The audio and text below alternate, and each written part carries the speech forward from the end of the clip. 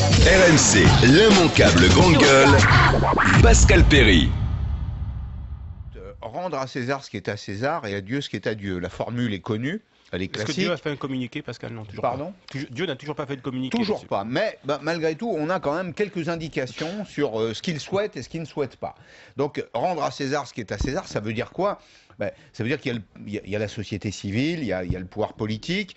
On vit dans des sociétés qui sont areligieuses, si je puis dire. Et c'est tant mieux, d'ailleurs, on est un des derniers pays, quand même, dans lesquels il y a encore cet esprit qui souffle. Aux États-Unis, je rappelle quand même qu'on ouvre le Conseil des ministres sur l'équivalent du Conseil des ministres en jurant sur la Bible. On récite une prière. Les États-Unis, l'Arabie Saoudite, c'est évidemment pas la même chose, mais on comprend qu'ils aient pu se retrouver dans une certaine représentation du monde, parce qu'ils ont situé la place de Dieu au même endroit dans la vie de la cité. Moi, je suis contre le fait...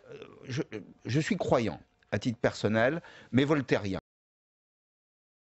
Des religions. Donc le pape a tort de s'en mêler ? Le pape devrait s'occuper des problématiques liées à l'évolution spirituelle du monde, éventuellement à la pauvreté, qu'il ait un discours sur ces sujets-là. L'immigration, la pauvreté... Mais non, alors tu comprends, après il n'y a plus de limites, si je puis dire. Et là, il faut ériger des murs, précisément. Il n'est pas dans son rôle, justement. Moi, je conteste ce modèle d'organisation, c'est-à-dire qu'il t'a pas échappé. Mais c'est un chef politique, le pape. Mais je ne suis pas d'accord avec ça. C'est un chef d'État. Mais moi, je conteste l'émergence de la religion dans la politique. Le pape s'occupe de ce qui se passe après la mort, pas avant. Voilà. Enfin, Jean-Paul II a joué un rôle considérable dans la chute du monde communiste.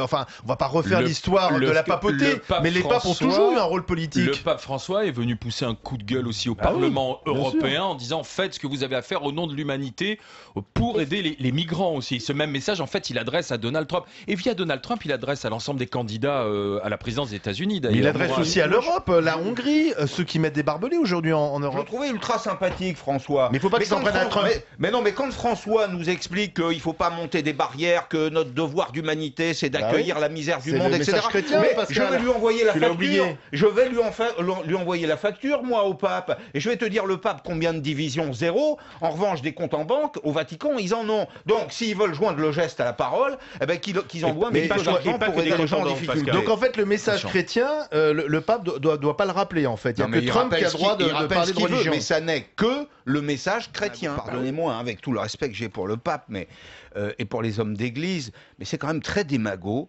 d'aller sur tous les spots d'actualité, là où il y a du malheur, et de dire du haut d'une tribune, oh, comme c'est terrible, l'humanité est en difficulté, mes frères, aidons ceux qui sont... Enfin, c'est le message chrétien. Non, mais c'est tellement facile de faire ça. RMC, l'immanquable grande gueule.